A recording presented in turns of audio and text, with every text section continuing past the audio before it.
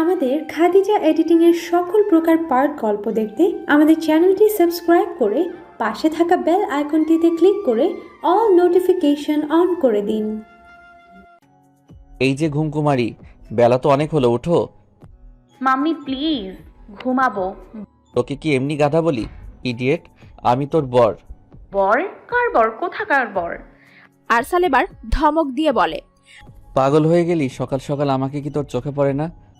আরসালের ধমক শুনে আয়রার চোখে পানি চলে আসে আর ভাবে রাতে তো ঠিক ছিল, আবার শুরু করে দিল। আয়রাকে নিচে চেয়ে থাকতে দেখে আরসাল মনে মনে বলে, শিট, আরসাল তো এত কেন যে রেগে যাস? আরসাল এবার আয়রার পাশে বসে এক হাতে জড়িয়ে ধরে বলে, সরি প্রিন্সেস, আমি তো মজা করছিলাম, ধমক দেইনি তো। আমি বাচ্চা না, আমি বুঝি কোনটা ধমক আর কোনটা মজা। বাপরে, অনেক বড়। তাহলে তুই বাচ্চার মা হতে পারবি? পারবো তো। পরক্ষণে কি বলে ফেলছে ভেবে জিভ কামড় দিয়ে মনে মনে বলে, আয়রা লাগাম দে, মুখে যা আসে তাই বলে দিস। তোকে আর নতুন বইয়ের মতো লজ্জা পেতে হবে না, খেয়ে নে, আমি থানায় যাব। আরসাল এর কথা শুনে আয়রা খাবারের দিকে তাকিয়ে মুখটা অন্ধকার করে ফেলে। আয়রার সামনে ডিম, কলা, পাউরুটি আর জ্যাম। আয়রার পছন্দ জ্যাম পাউরুটি, তবে কলা আর ডিম আয়রার দু চোখের বিষ। আয়রা বলে, আমি কলা আর ডিম খাবো না, প্লিজ। একটা কথাও শুনতে চাই না, চুপচাপ খেয়ে নে। আয়রা মাথায় না করে। আরসাল আয়রার মুখের কাছে ডিম ধরে আয়রা হা করে না। আরসাল এবার রেগে চেঁচিয়ে বলে ওঠে, তোর ঢং দেখতে বসে নেই আমি, আমাকে থানায় যেতে হবে, চুপচাপ খেয়ে নে। বলে জোর করে মুখে ঢুকিয়ে দেয়। আয়রা কাছে আর খাবার ডিম খাচ্ছে। আরসাল বলে, একদম কাঁদবি না, কান্না বন্ধ কর। ধমক দিয়ে বলে। আয়রা সাথে সাথে কান্না বন্ধ করে হেঁচকি তুলতে থাকে। আরসাল এবার আয়রাকে কলা পুরোটা খাইয়ে দেয়। আয়রা বেচারি না পারছে খেতে আর না পারছে আরসালের ভয়ে বলতে। এইদিকে আয়রার বমি আসছে কথাটা আরসালকে বললে সে বলে না, খাওয়ার বাহানা। আয়রা এবার বমি সামলাতে না পেরে আরসালের ওপর ছেড়ে দেয়। আচমকা আয়রার শরীরে বমি করে দেয়। আরসালের দেওয়াতে ঘাবড়ে যায় আরসাল। আয়রার পাশে বসে আয়রার মাথায় পিঠে হাত বুলিয়ে বলে, খারাপ লাগছে, আরো বমি করবি? আয়রা মাথা নাড়িয়ে হ্যাঁ বোঝায়। আরসাল আয়রাকে কোলে তুলে ওয়াশরুমের বেসিনে নিয়ে যায়। এরপর আয়রার বমি শেষ হলে আয়রা মুখ ধুয়ে দেয় আরসাল।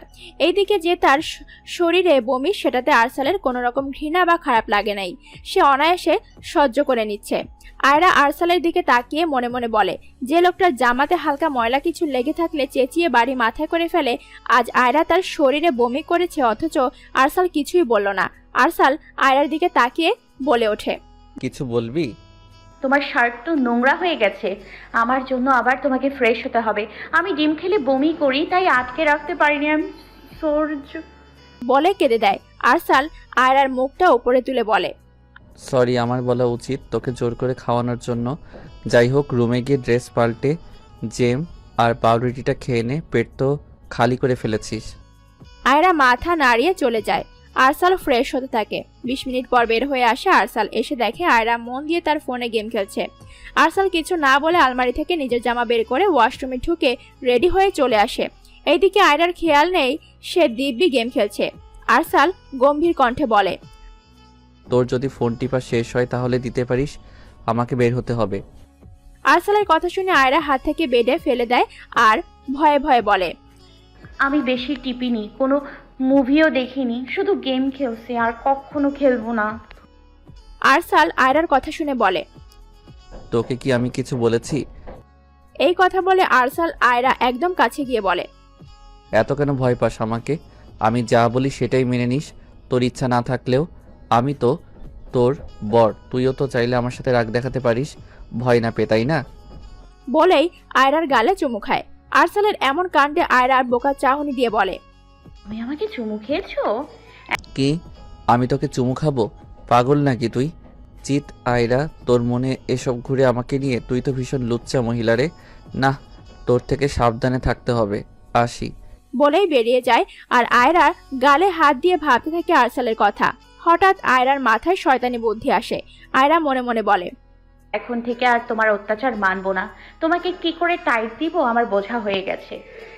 আজকে আয়রার মনটা ভালো, কারণ আরসাল 2বার তার সাথে ফোনে কথা বলেছে, বাজে ব্যবহারও করেনি। আয়রা বলে, আমি কি মিস্টার আরশাল খানের প্রেমে পড়ে যাচ্ছি নাকি? হঠাৎ কারো ডাকে পেছন ফিরে আয়রা আর লোকটাকে দেখে রাগ আর ঘৃণার দৃষ্টি নিয়ে তাকিয়ে থাকে। আয়রা আবিরকে দেখে রেগে বলে। কি চাই? আবির আয়রার কাছে গিয়ে বলে। তোমার সাথে আমার কথা আছে আয়রা। আয়রা এবার কিছুটা শান্ত কণ্ঠে বলে। আপনার সাথে আমার কোনো কথা নেই, আর আমাকে তুমি না আপনি বলবেন। আমি আপনার বড় ভাইয়ের স্ত্রী হই। বাহ, কয়দিন না হতেই আমি তুমি থেকে আপনি হয়ে গেলাম, আর ভাইয়া এত আপন হয়ে গেল। এমন কি করলো যে একেবারে বশ হয়ে গেলে? আয়রা রেগে চেঁচিয়ে বলে। আপনার মতো নোংরা সবাই না। আর কি যেন বলেছিলেন আপনি? কেন আমি আপনাকে তুমি বলি না, সেই অধিকার আপনি নিজে হারিয়েছেন। আর জামাই মানবো না তো কি করব? আপনার শখে দেবদাস হব? বুঝি সেটা ভুল। আপনি আমাকে ঠকিয়ে ভালো আছেন, আমি কেন কষ্ট পাবো? আর আরশাল ভাইয়ের মতো ছেলে পাওয়া ভাগ্য।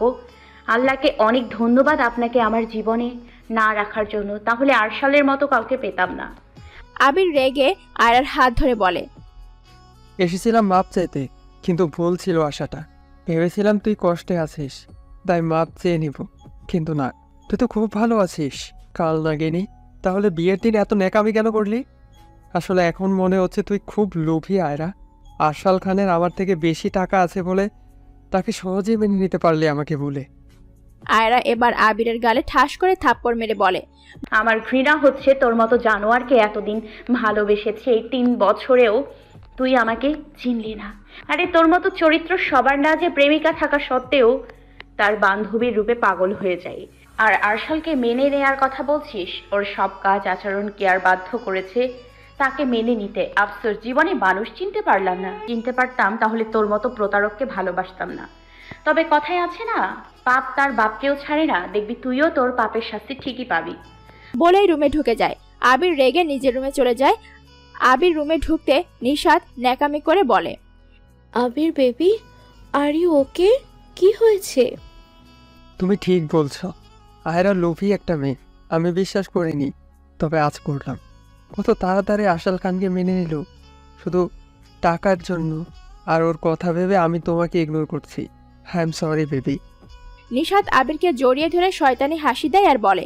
যাক নিশাত, আবির তো তোর হাতের পুতুল হয়ে গেল। যা বলেছিস তাই বিশ্বাস করে নিয়েছে। এরা তোর উপর আবিরের যতটা টান ছিল সেটাও শেষ করে দিলাম। আবিরকে ছেড়ে নিশাত বলে।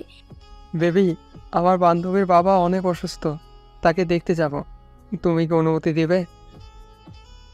নিশাত আবিরের গালে চুমু দিয়ে বলে। থ্যাংক ইউ জান।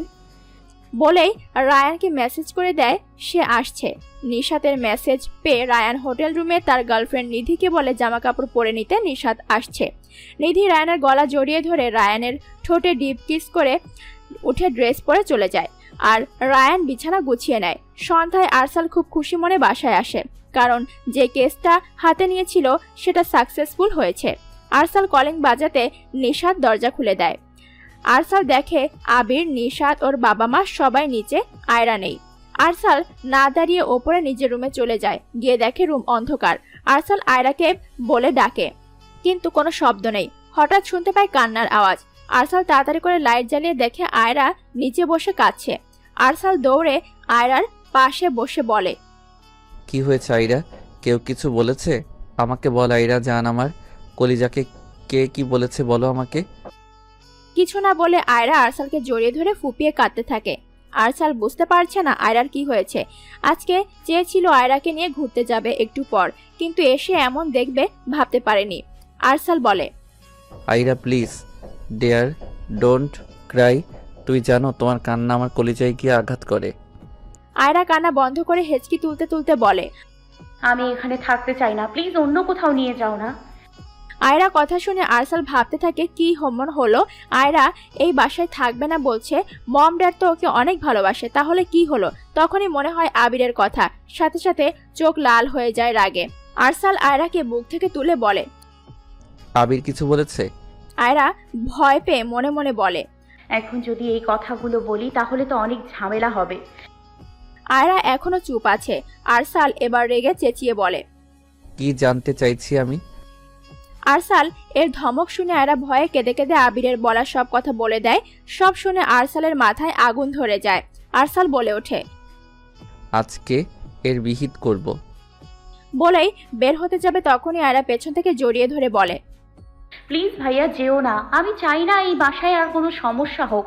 প্লিজ তোমার পায়ে পড়ছি, তুমি তো জানো হার্টের রুগী উনি। এসব শুনে উত্তেজিত হয়ে যদি ওনার কিছু হয়। আয়রার কথা শুনে আরসাল ভাবতে থাকে সত্যি তো তার বাবার হার্টের সমস্যা। আরসাল এবার আয়রার দিকে ঘুরে আয়রার চোখের পানি মুছে দিয়ে কপালে চুমু খেয়ে বলে, তুই চিন্তা করিস না, আমি সকালে তোকে নিয়ে ঢাকাতে চলে যাব আমার ফ্ল্যাটে। এখন গিয়ে ফ্রেশ হয়ে আয়, এরপর তো আমিও ফ্রেশ হব। আরসালের কথা শুনে আয়রা হাতে জামা নিয়ে ওয়াশরুমে ঢুকে যায়। আয়রা বের হতেই আরসাল দেখে আয়রার চুল দিয়ে পানি পড়ছে। আরসাল আয়রার কাছে গিয়ে হাত থেকে টাওয়াল নিয়ে চুল মুছতে মুছতে বলে, তুই কি বড় হবি না আর নিজের চুলও মুছতে পারিস না? আর মুছবো না, তুমি তো আছো। আমাকে কি তোর চাকর মনে হয়? আয়রা আরসালের গলা জড়িয়ে ধরে বলে, না তো, তুমি আমার জামাই। আয়রার এমন কাণ্ডে অবাক আরসাল। যেই মেয়ে চোখ তুলে কথা বলতে সাহস পায় না সে কিনা তাকে জড়িয়ে ধরেছে। আরসালের মুখের রিয়াকশন দেখে আয়রা শয়তানি হাসি দিয়ে বলে, তুমি এত কিউট কেন বলো তো? জানো তোমার ওই ঠোঁট দুটো একদম খেয়ে ফেলতে ইচ্ছে করে। আরসাল তুতলে তুতলে বলে, তুই কি নেশা করেছিস নাকি? আয়রা দূরে যা। মোটেও না, আমি তো আজকে ভাবছি অনেক কিছু করব। বলে ঠোঁট টিপে হাসে। আরসাল আয়রার হাসি দেখতে পেয়ে মনে মনে বলে, আমাকে জব্দ করা, দাঁড়া আজকে তোকে মজা বুঝাবো আমি কি। আরসাল বাঁকা হেসে আয়রার কোমর ধরে আরো মিশিয়ে নেয় নিজের সাথে। আরসাল এমন কাণ্ডে আয়রার চোখ বড় করে তাকায়। আরসাল আয়রার গাল স্লাইড করতে করতে বলে, ঠিক বলেছ, তুমি আজকে অনেক কিছু করতে ইচ্ছে হচ্ছে আমার, তাই বলছি কি দুইজন যখন রাজি তাহলে বাসরটা না হয়। বলেই আয়রা ঠোঁটের দিকে তাকায়। আয়রা ভয়ে ডুব গেলে বিড়বিড় করে বলে, আয়রা তুই খুব গাধা। আরশাল ঠিক বলে, না হলে ওর মতো চালাক ছেলেকে তুই কোন সাহসে জব্দ করতে চাস? এবার তো নিজেই হলি। বলে মুখটা কাঁদো কাঁদো করে আরসালের দিকে তাকিয়ে থাকে। আই এম সরি, এমন মজা করবো না, প্লিজ দূরে যাও, কেমন লাগছে। আরসাল আয়রাকে ছেড়ে দেয়। আয়রা জোরে জোরে নিঃশ্বাস নেয়। আরসাল বলে, কি রে, আরো মজা করবি? জীবনেও না, কান ধরলাম। বলেই দৌড়ে বেলকনিতে চলে যায়।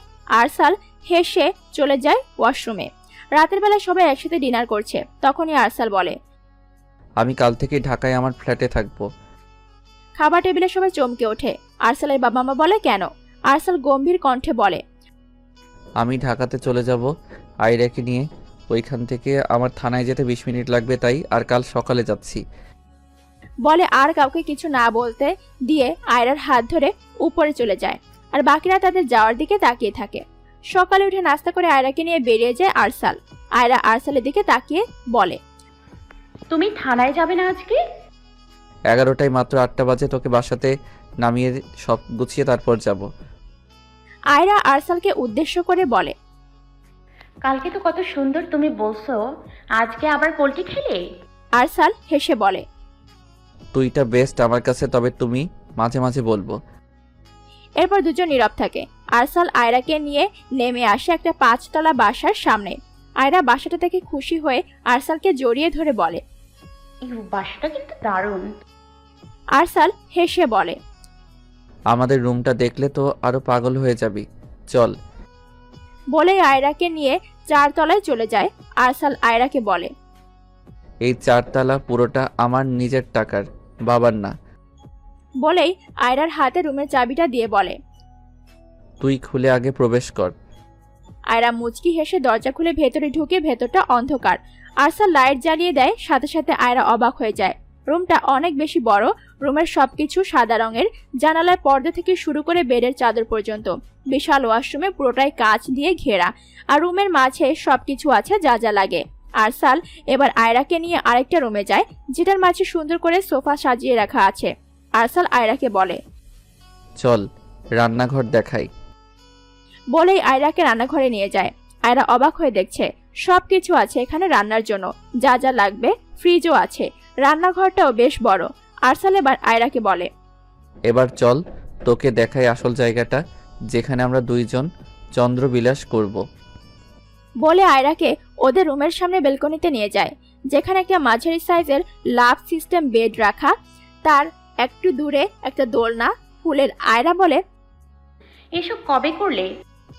আরসাল আয়রাকে সামনে ঘুরিয়ে পেছন থেকে জড়িয়ে ধরে বলে, তোকে বিয়ে করার আগে, তবে দোলনাটা কালকে এনেছি। মানে আমাদের বিয়ের আগে?